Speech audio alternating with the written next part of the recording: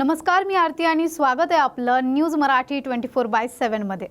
चला तर मग एक नजर टाकूयात मनोरंजन विश्वातल्या घडामोडींवर। अभिनयाने प्रेक्षकांना खिळवून ठेवण्याची ताकद असणारे ज्येष्ठ अभिनेते डॉक्टर शरद भुताडिया आणि ज्येष्ठ अभिनेत्री सुषमा देशपांडे हे दोन उत्तम कलावंत प्रथमच मराठी रुपेरी पडद्यावर एकत्र दिसणार आहेत। सामाजिक परिवर्तनाच्या चळवळींशी जोडलेले आणि प्रामुख्याने मराठी रंगभूमीवर सक्रिय असणारे हे दोन कलावंत आगामी घरत गणपती या चित्रपटात दिसणार आहेत। सारा तेंडुलकर करणार बॉलिवूडमध्ये पदार्पण। भारताचा महान क्रिकेटपटू सचिन तेंडुलकरची मुलगी सारा तेंडुलकर सध्या सोशल मीडियावर चर्चेचा विषय ठरली आहे।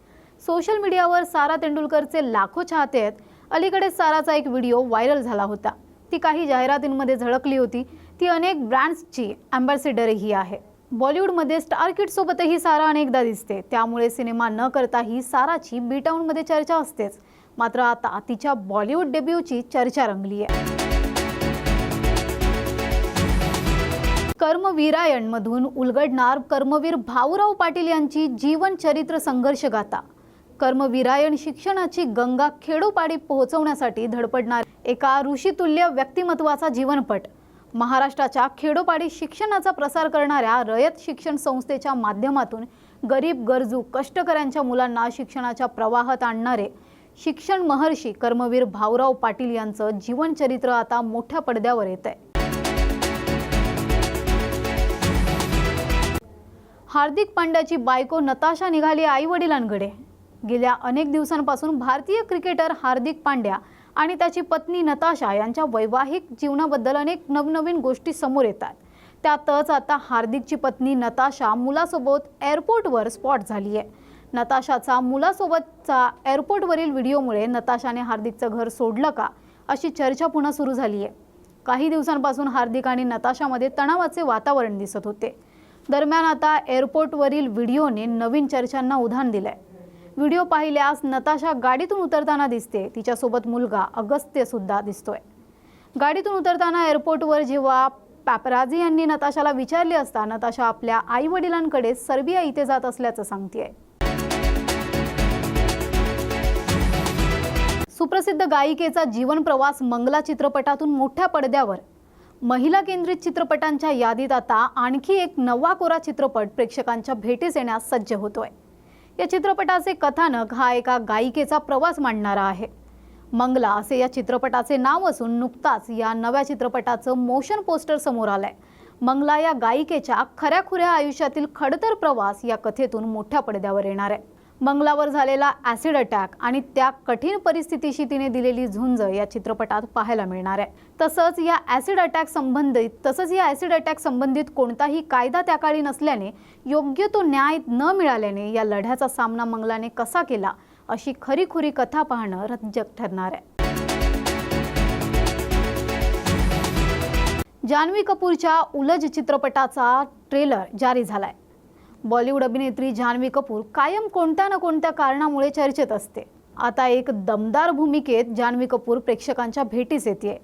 जान्हवी कपूर, गुलशन देवैया आणि रोशन मॅथ्यू या चित्रपटाची सध्या खूप चर्चा सुरू आहे।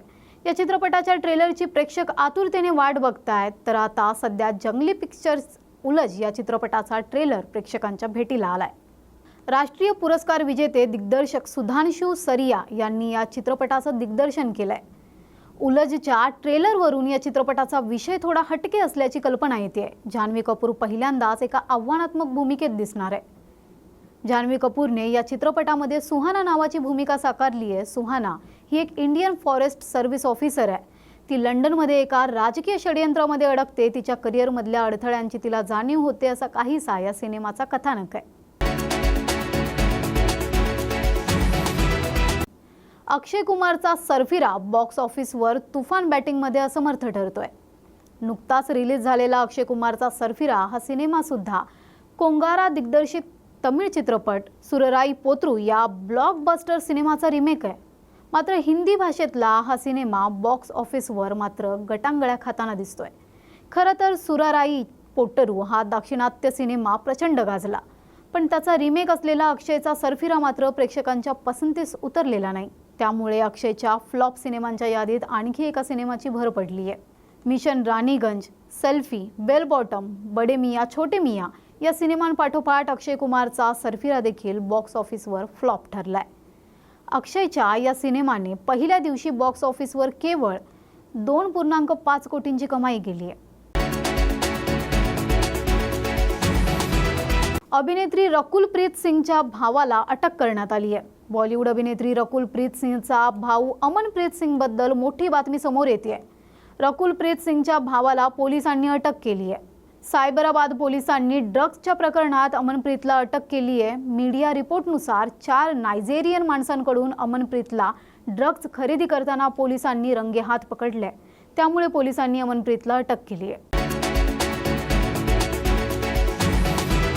महाराष्ट्र भूषण पुरस्कार प्राप्त अभिनेते अशोक सराफ आणि माधव अभ्यंकर यांची प्रमुख भूमिका असणारा लाईफलाईन हा चित्रपट येत्या 2 ऑगस्ट रोजी प्रेक्षकांच्या भेटीला येणार आहे. दरम्यान लाईफलाईन चित्रपटाचा टीजर नुकताच सोशल मीडियावर झळकला.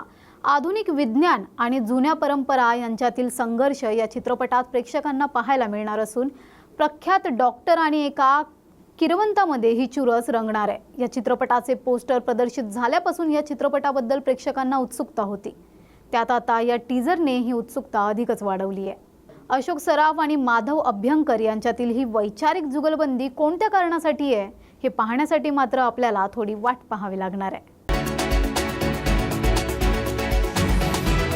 निवडणुका जवळ आल्यावर कॉलेजच्या कट्ट्यापासून ते फेसबुक आणि ट्विटरपर्यंत सगळीकडे तरुणाई निवडणुकीबाबत आपली मते ठामपणे मांडत असते.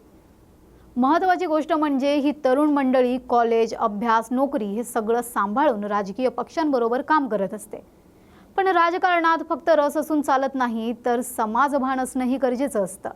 समाजासाठी उभा राहिलेल्या एका तरुण कार्यकर्त्याच्या भोवती फिरणाऱ्या युवा नेता चित्रपटाचा 15 जुलै 2024 रोजी सोशल मीडियावर पोस्टर लॉन्च झालाय. पोस्टर सोशल मीडियावर तरुणांना आकर्षित करत असून मोठ्या प्रमाणात शेअर केला जातोय. प्रकाश फिल्म्स प्रस्तुत युवा नेता चित्रपट योगेश रमेश जाधव यांनी दिग्दर्शित केला असून राजू राठोड आणि जगदीश कुमावत यांनी चित्रपटाची निर्मिती केली आहे. चित्रपट लवकरच संपूर्ण महाराष्ट्रात प्रदर्शित होणार आहे.